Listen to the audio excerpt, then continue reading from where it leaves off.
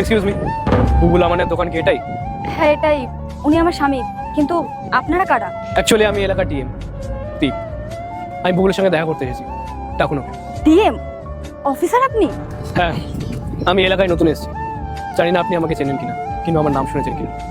যাই হোক, আমি আপনার হাজবেন্ডের সঙ্গে দেখা করতে এসেছি, ডাকুন ওকে। ওনার সাথে কেন দেখা করতে চান? কিছু কি হয়েছে? মানে উনি কি কোনো ভুল কাজ করেছেন?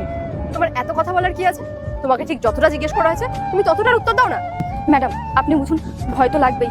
এই প্রথমবার আমাদের দোকানে এত বড় বড় অফিসাররা এসছে, সেই কারণে তো আমি আপনাকে জিজ্ঞাসা করছি কিছু কি হয়েছে। এভাবে ভয় পেয়ে কেন কথা বলছেন? আপনি কোনো ভুল করেছেন?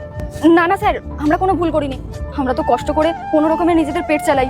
এখন আপনিই বুঝুন, তিনজন অফিসার আমার দোকানে এসেছেন, তাও আবার আমার স্বামীর খোঁজ করছেন। তাই তো আমি জিজ্ঞাসা করছি ও কি কিছু করেছে, কারণ আমার তো ওকে নিয়ে ভয় হচ্ছে যদি ওর কিছু হয়ে যায়। আপনারা একটু বলুন না, ও কি কোনো ভুল কিছু করেছে? একজন ডিএম অফিসার আপনার দোকানে এসেছে বলে এটা জরুরি নয় যে আপনারা কোনো ভুল করেছেন। আমার বুবুলের সঙ্গে দরকার আছে, আর সেই কারণে আমি ওখানে এসেছি, ডাকুন ওকে। কিন্তু ও তো এখন নেই, ও বাড়ির দিকে গেছে দোকানের কিছু জিনিস আনার জন্য। ওই 10-15 মিনিটের মধ্যে চলে আসবে।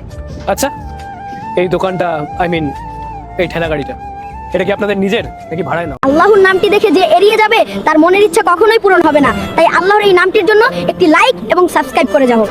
না না, ভাড়ার না, এটা আমাদের নিজেদেরই কষ্ট করে করা। এই তো কিছুদিন আগেই করেছি। দয়া করে এটা সরাবেন না, এটাই আমাদের একমাত্র ভরসা আমাদের পেট চালানোর জন্য। এটা সরাবেন না। আমি কি একবারও আপনাকে বলেছি যে আমি আপনাদের ঠেলা গাড়িটাকে সরিয়ে দিতে এসেছি, কিন্তু আপনার দোকানটাকে সরিয়ে দিতে এসেছি? বলিনি তো। তাহলে দেখুন, আপনাদের এই দোকান কিংবা এটাকে সরিয়ে দেওয়া নিয়ে আমার কোনো ইন্টারেস্ট নেই। আমি শুধু এখানে বুবুলের সঙ্গে দেখা করতে এসেছি, আর আমার ওর সঙ্গে দেখা করাটা খুবই জরুরি। আর আমার হাতে এত সময় নেই যে আমি এখানে দাঁড়িয়ে ওয়েট করবো। আপনি একটা কাজ করবেন, বুবুল যখন আসবে ওকে বলে দেবেন এই এলাকার টিম অফিসে এসে আমার সঙ্গে দেখা করতে। আর যদি ঠিকানা না জানে তো কাউকে জিজ্ঞাসা করে নিতে। বুঝতে পেরেছেন? ঠিক আছে স্যার, ও আসলে আমরা দুজন আপনার অফিসে পৌঁছে যাব। না, আপনাকে আসার কোনো দরকার নেই।